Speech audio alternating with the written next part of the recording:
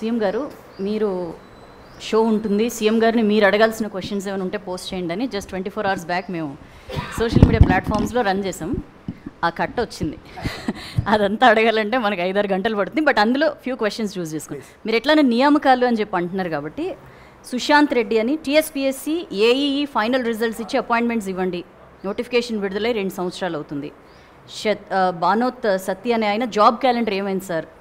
అట్లానే శ్రీకర్ అనే ఆయన టీఎస్పీఎస్సీలో ఒక్కటేసారి చాలా నోటిఫికేషన్లు ఇవ్వడం వల్ల బ్యాక్లాగ్ పోస్ట్ ఏర్పడే అవకాశం ఉంటుంది.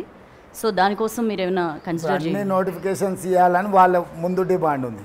అన్ని నోటిఫికేషన్స్ ఇస్తే బ్యాక్లాగ్ పోస్టులు వస్తాయి కాబట్టి అది ఆపండి అంటారు.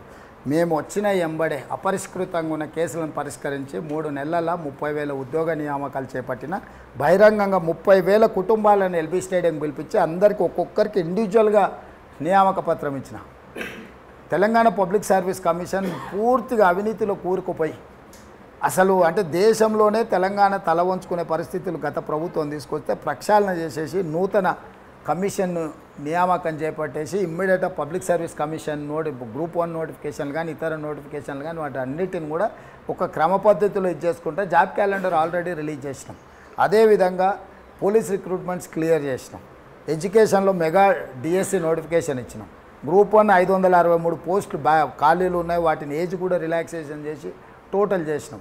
అంటే నియామకాల పట్ల 100% కష్టపడి సరైన విధంగా యూపీఎస్సీ విధానాన్ని అడాప్ట్ చేసుకొని అంటే పారదర్శకంగా అప్లికేషన్స్ కాల్ ఫర్ చేసి అందులోకి వెళ్ళి బాగా ఎక్స్పర్ట్స్ని గ్రూప్ 1 ఎగ్జామ్స్ రాసి గ్రూప్ 1 అధికారులను నియమించాలంటే వాళ్ళను పరీక్షించేవాడు వాళ్ళకంటే కొంచెం తెలివైనవాడు ఉండాలి. ఆర్ఎంపీ డాక్టర్లు లేకపోతే ఊర్లో చిన్న చిన్న పనులు చేసుకునేటోళ్ళని ఎట్లయితే కేసీఆర్ నియమించిండో అట్లా చేయలే. అంటే ఒక గ్రూప్ 1 అధికారి 35 సంవత్సరాలు చేయాలంటే వాళ్ళు ఐఏఎస్ ఆఫీసర్లే చాలా శాఖలకు అధిపతులు అయ్యే అవకాశం ఉంటుంది.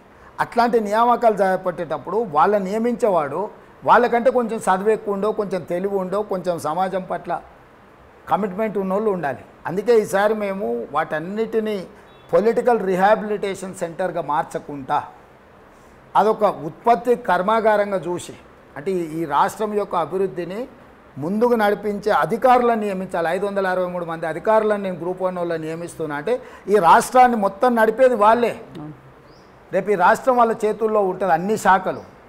సో వాళ్ళని నియమించేటప్పుడు నేను అప్రమత్తంగా లేకపోతే, జాగ్రత్త తీసుకోకపోతే, అందులో పారదర్శకత లేకపోతే ఈ రాష్ట్రమే మిగలదు.